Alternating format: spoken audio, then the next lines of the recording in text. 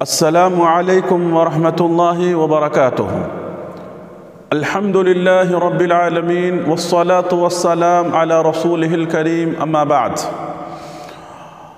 قد روی عن النبی صلی اللہ علیہ وسلم من الصحیح ان الشمس والقمر لا ينكسفان لموت احد من الناس ولكنهما آیتان من آیات اللہ فَإِذَا رَأَيْتُمُوهَا فَقُومُوا فَصَلُّوا رواہ البخاری۔ محترم ناظرین کرام، اس مختصر ویڈیو کے اندر ہم آپ کے سامنے سورج اور چاند گرہن کے تعلق سے کچھ بنیادی باتیں عرض کریں گے۔ سورج اور چاند یہ اللہ کی بہت بڑی مخلوق ہے اور اللہ کے حکم کے تابع ہیں۔ اللہ کے حکم سے ہم کو یہ روشنی دیتی ہے، ہم کو فائدہ پہنچاتی ہے۔ اللہ تبارک و تعالیٰ کی طرف سے اگر حکم ہو کہ یہ روشنی نہ دے، یہ واپس لوٹ جائے، تو اللہ تبارک و تعالیٰ کے حکم کی یہ تکمیل کرنے پر پابند ہے۔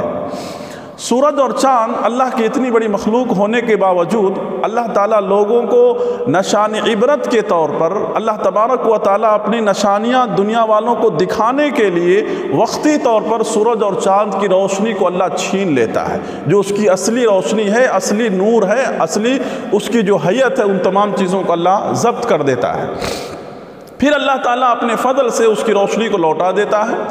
اللہ کے رسول صلی اللہ علیہ وسلم کے زمانے میں جب سورج کو گرہن لگا، حضرت اسماء رضی اللہ عنہا بیان کرتی ہیں کہ اللہ کے رسول صلی اللہ علیہ وسلم پریشان ہو گئے، خوف زدہ ہو گئے، گھبرا گئے، اور ایسی گھبراہٹ کے عالم میں آپ فوراً مسجد کا رخ کیے تاکہ آپ جا کر کے عبادت کر سکیں، اپنے رب کی طرف رجوع کر سکیں۔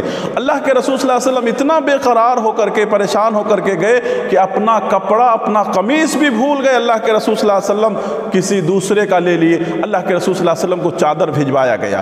اللہ کے رسول صلی اللہ علیہ وسلم ایسی پریشانی کے وقت میں اللہ کے رسول صلی اللہ علیہ وسلم نے ہمیں حکم اس بات کا دیا کہ ہم 2 رکعت نماز ادا کریں۔ حضرت عبداللہ بن عباس رضی اللہ عنہ بیان کرتے ہیں کہ نبی کریم صلی اللہ علیہ وسلم نے باقاعدہ طور پر باجماعت اللہ کے رسول صلی اللہ علیہ وسلم نے نماز ادا کیا، لوگوں میں اعلان کرایا، یہاں تک کہ مردوں کی بھی جماعت تھی اور عورتوں کی بھی جماعت ہوئی۔ تو لہذا ہمیں بھی چاہیے کہ ہم اللہ کے رسول صلی اللہ علیہ وسلم کی سنت پہ عمل کریں۔ یہ نماز کیا ہے کہ اس نماز کا طریقہ اللہ کے رسول صلی اللہ علیہ وسلم کا جو ہے وہ یہ ہے کہ آدمی 2 رکعت نماز 4 رکوع سے پڑھے گا، 4 رکوع سے۔ اس نماز کے لیے کوئی اذان نہیں ہے، کوئی اقامت نہیں ہے، کوئی اذان اور اقامت نہیں ہے۔ اب یہ نماز ہم کس طرح سے پڑھیں گے؟ نماز کا طریقہ یہ ہے کہ ہم اس نماز کی شروعات میں پہلی رکعت میں 2 رکوع کریں گے، اور طریقہ یہ ہے کہ اللہ اکبر کہہ کر کے ہم نماز کی شروعات کریں گے، یعنی سورہ فاتحہ کی تلاوت شروع کریں گے اور لمبا قرات کریں گے، لمبی سورتوں کی تلاوت کریں گے۔ پھر جب ہم جتنی تلاوت کرنی ہے، جب اس سے فارغ ہو جائیں گے تو ہم رکوع میں جائیں گے۔ پھر رکوع سے اٹھنے کے بعد پھر ہم اپنی قرات کو کیا کریں گے؟ کنٹینیو کریں گے، ہم اپنی تلاوت کو کنٹینیو کریں گے۔ پھر اس کے بعد جتنی تلاوت کرنی ہے کرنے کے بعد پھر ہم رکوع میں جائیں گے، اور رکوع سے اٹھنے کے بعد پھر ہم سجدے میں جائیں گے۔ جس طرح سے ہم نے پہلی رکعت میں 2 رکوع کیا ہے، اسی طرح سے دوسری رکعت میں بھی سیم اسی طرح سے کریں گے۔ 2 رکوع کے بعد ہم سجدے میں جائیں گے۔ تو اللہ کے رسول صلی اللہ علیہ وسلم نے اس نماز میں لمبا قیام کیا، لمبا رکوع کیا، لمبا سجود کیا اللہ کے رسول صلی اللہ علیہ وسلم نے۔ تو اس طرح سے نماز ادا کریں گے۔ میرے بھائیو، اللہ کے رسول صلی اللہ علیہ وسلم کے زمانے میں جب سورج کو گرہن لگا تو لوگوں کی یہ جاہلانہ خیال تھا، رسومات تھا کہ سورج کو بڑے آدمی کی وفات یا بڑے آدمی کی پیدائش کی وجہ سے ایسا ہوتا ہے سورج یا چاند کو۔ آپ صلی اللہ علیہ وسلم نے کہا کہ کسی کے مرنے اور کسی کے پیدا ہونے سے ایسا نہیں ہوتا ہے۔ لوگوں کا یہ خیال تھا کہ آپ صلی اللہ علیہ وسلم کے فرزند کا انتقال ہوا ہے، جس کی وجہ سے سورج کو گرہن لگا ہے، سورج بھی غم منا رہا ہے، سورج بھی ماتم منا رہا ہے۔ تو آپ نے اس جاہلانہ خیالات اور تصورات کو آپ نے ختم کیا، بلکہ یہ انسانوں کی گناہوں کی وجہ سے ہوتا ہے۔ انسانوں کی گناہوں کی کثرت جب ہو جاتی ہے تو اللہ تعالیٰ ناراض ہو کر کے لوگوں کو یہ نشان عبرت دکھلاتا ہے کہ انسان تو سنبھل جا، سدھر جا، اپنے رب کے حضور حاضر ہو کر کے اپنی غلطیوں کا اعتراف کر، اپنے آنکھوں سے آنسو بہا۔ تو لہذا ایسے موقع پر ہمیں کیا ہے؟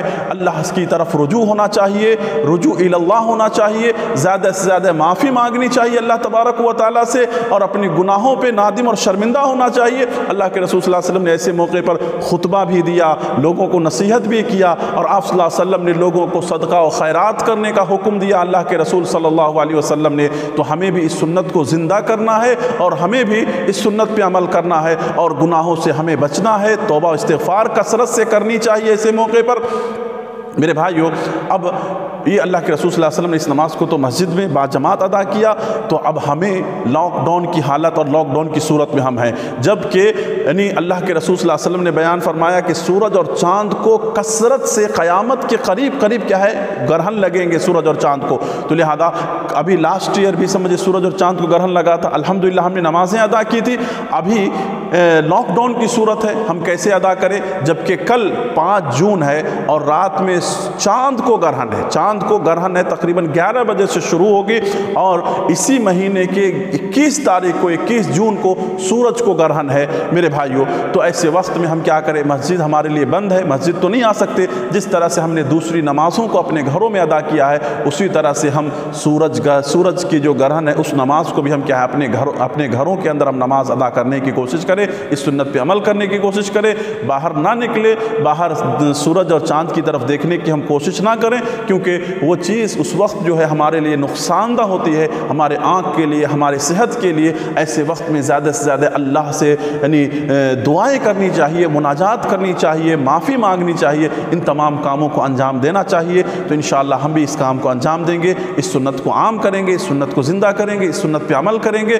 میرے بھائیوں، ہم اللہ سے دعا کرتے ہیں کہ رب العالمین اپنے فضل سے، اپنے احسان سے ہمارے گناہوں کو معاف کر دے، اور اللہ تو اتنی بڑی نعمت اور اتنی بڑی رحمت جو سورج اور چاند ہمارے لیے، اللہ اس کی روشنی سے اللہ ہمیں محروم نہ کر۔ آمین۔ وآخر دعوانا ان الحمد للہ رب العالمین، والسلام علیکم ورحمۃ اللہ وبرکاتہ۔